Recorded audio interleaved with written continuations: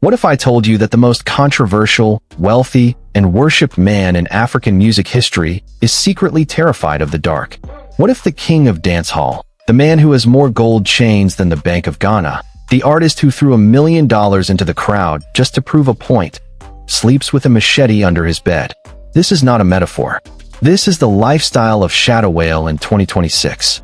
You think you know the man behind the hits like Melissa and Taking Over? You have seen the Instagram flexes, the Lamborghinis painted in Ghanaian flags, the stadiums where 50,000 people scream his name until they lose their voices. But I am about to show you the side of the dancehall king that the media is too afraid to touch. The side that involves a secret room in his new East Legon mansion that even his closest friends have never entered. The side that involves a former prison cell, a spiritual transformation, and a feud that went so dark it involved the Interpol. Because right now, in 2026, Shatta Wale isn't just a musician. He is a movement. He is a warning. And depending on who you ask, he is either the savior of Ghanaian music or the most dangerous man to ever hold a microphone. Stick with me, because by the end of this video, you will realize that everything you thought you knew about money, power, and loyalty is a lie. And you will have to decide, is he a genius or is he a god? Let me take you inside the 100-acre paradise they call the Shatta City. To understand the king, you have to understand the war. In 2026, the dancehall landscape has shifted. The world has moved on from the old rivalries, but Shatta Wale has not. While other artists are doing clean deals with Disney and Coca-Cola, Shatta is running a parallel economy. He wakes up every morning at 4 a.m. Not to meditate, not to pray. He wakes up to check the enemy list. That is not a joke. I have seen the screenshots from his inner circle. He has a digital wall, a private Discord server where his top lieutenants, the Shatta movement soldiers, post real-time updates on every single artist who has ever crossed him. But here is the twist that nobody predicted in 2026. The biggest war is not with Sarkodie anymore. It is not with Stonebwoy, though the tension is still a glacier that never melts. No, in 2026, Shatta Wale is at war with the entire Nigerian music industry. And he is winning. How? By doing the unthinkable. He bought a private radio station, not to play music, but to block it.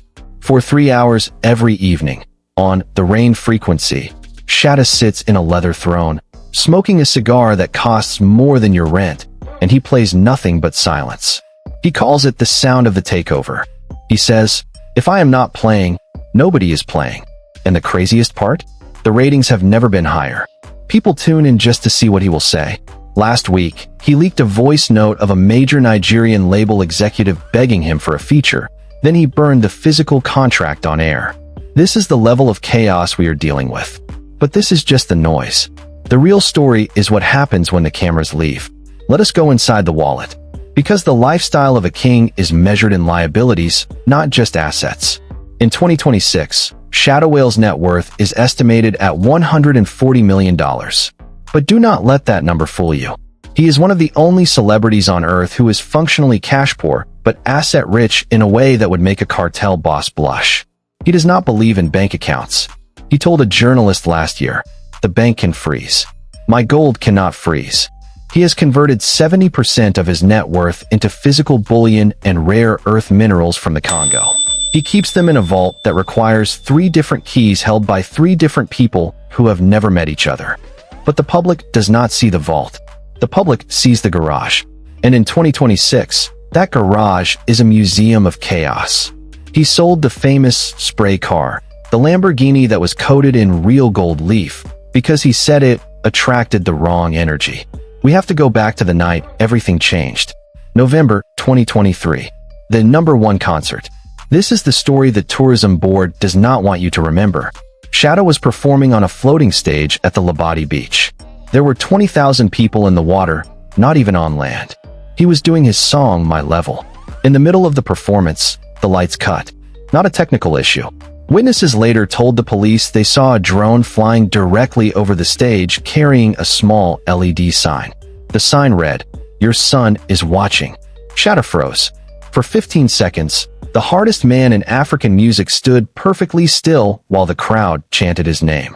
He then threw the microphone into the ocean and walked off the stage. He did not return for 3 days. When he came back, he was different. and he released the album The Spirit of Charles. For those who don't know, Charles Ni Arma Mensah Jr. is his real name. He was literally fighting a ghost. That album went platinum in 6 hours. But the incident reveals the psychological burden of the crown. You see, Shatta Wale is not just a stage name. It is a defense mechanism. The man born Charles was a child actor. He was on the popular Ghanaian series, Ultimate Paradise. He was a soft-spoken kid. Then he went to prison. Yes, prison. Before the fame, before the gold, Charles spent time in a cell in Accra for alleged involvement in a robbery. He maintains his innocence to this day, but in a 2026 interview on the African Titans podcast, he finally cracked. He admitted that prison is where Shatta Wale was born. He said, "I went in as Charles, who cries when he loses his pencil. I came out as the man who decides if you get to keep your pencil." That shift is the engine of everything you see today. Let us talk about the women. In 2026, the narrative has changed. The days of Shatta parading multiple girlfriends on social media are over. Not because he has changed his morals, but because of a legal injunction. You heard that right. A high court in Accra issued a restraining order against him in 2025, preventing him from naming any woman other than his baby mama, Mishi, in any public statement for 2 years. The ruling came after a very messy custody battle over their son. But Shatta, being Shatta, found the loophole. He does not talk about women. He paints them. He has converted the entire second floor of his mansion into an art studio. Now let us go into this spiritual room. I have been saving this, because this is the controversy that the Western media is too scared to touch. Shatta Wale is a member of a very private, very feared fraternity in West Africa. It is not the Freemasons. It is something older. It is called the Eye of the Leopard. In 2026, this group holds more economic power than some small countries. Membership is rumored to include politicians, oil executives, and 3 other major African musicians that you listen to every day. Shatta wears their symbol on a ring that he never removes. It is a black diamond set in a silver band with an engraving of a leopard eating its own tail. When he went viral for walking through the crowds during the 2026 VGMA Awards without being touched, the crowd parting like the Red Sea, that was not security. He was alone. He claims it is the fear of the unknown. His enemies say it is a pact. I cannot tell you what is true, but I can tell you what I saw. During his last birthday party, which was held on a yacht off the coast of Togo, a man in a red mask approached him and whispered something. Shatta stopped dancing. He walked to the edge of the boat, took off his watch, and threw it into the ocean. It was a Patek Philippe, worth $400,000. He did not look sad. He looked obedient. He later told the DJ to play a gospel song. The party ended at 9 p.m. What happened in that whisper? We may never know. But the 2026 narrative is clear. Shatta Wale is no longer playing the game. The game is playing him, and he is trying to stay one move ahead of the checkmate. What about the beefs? In 2026, the list is longer than a CVS receipt. But the most dangerous beef is with a UK-based promoter named Marcus "The Vault" Jones. It started over a missed payment for a show in Manchester. Shatta sent his tax collectors. These are not musicians. These are men in suits who do not smile. They visited Marcus at his home in Cheshire. They didn't hurt him. They simply sat in his living room and watched his security footage for 3 hours. Then they left. Marcus moved to Spain a week later. Shatta denied sending anyone. But he released a song the next day called "We Know Where You Sleep." The chorus is just him laughing. For 6 minutes. The song went #1 in Ghana, Nigeria, and surprisingly, the UK. This is the power of psychological warfare. He knows that violence is loud, but fear is viral. He does not need to throw a punch. He just needs to remind you that he could. Let us get deeply personal. The Sun, Majesty. He is 10 years old in 2026. He has his own Instagram account, managed by a team, with 3 million followers.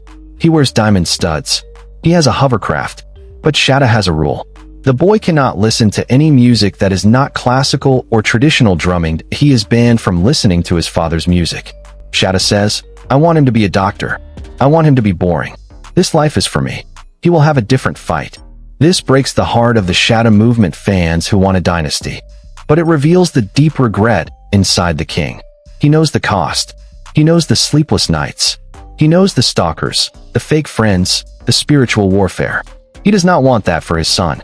And yet, He cannot stop flaunting the wealth that will inevitably drag majesty into the spotlight. The boy was recently kidnapped for 3 hours. It was a prank by a cousin who wanted money. Shatta did not call the police. He handled it privately. The cousin has not been seen in public since. This is the code. Now, the most shocking part of the 2026 lifestyle. The hygiene, or the lack thereof. We fetishize celebrities being clean. Shatta has weaponized filth. He famously does not cut his fingernails. They are long, yellow, and jagged. He calls them the claws. He uses them to scratch messages into his leather car seats. He only showers in rainwater. He has a sophisticated filtration system, but he refuses to use tap water. He believes the government has spiritual trackers in the water supply. Is this paranoia? Or is he right? In 2026, after several whistleblower leaks about data collection via smart plumbing in luxury homes, his stance seems almost prescient. He bathes once every 3 days. He claims the natural oils protect his aura. His perfumers hate him. He wears no cologne. He smells like wood smoke, sweat, and the ocean. And the women at his shows go crazy for it. They call it the scent of reality.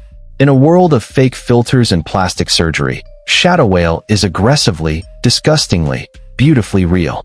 He picks his nose on livestream. He burps into the microphone. He once farted during a serious interview and just said, "That's the sound of freedom." The interviewer was mortified.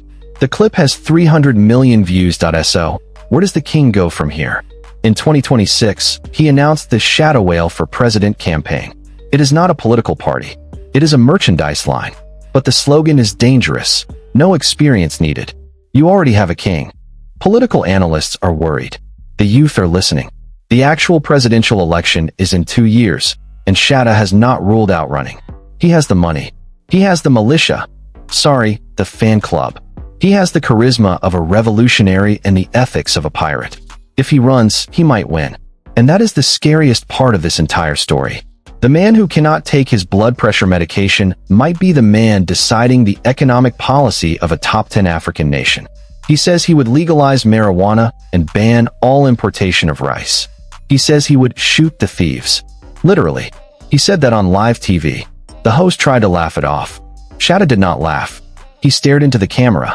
That stare is the thesis of his entire existence. It says, "I am not playing. I have never been playing. And you are all just living in my world." As we wrap up, I want you to look at your own life. Look at your boss.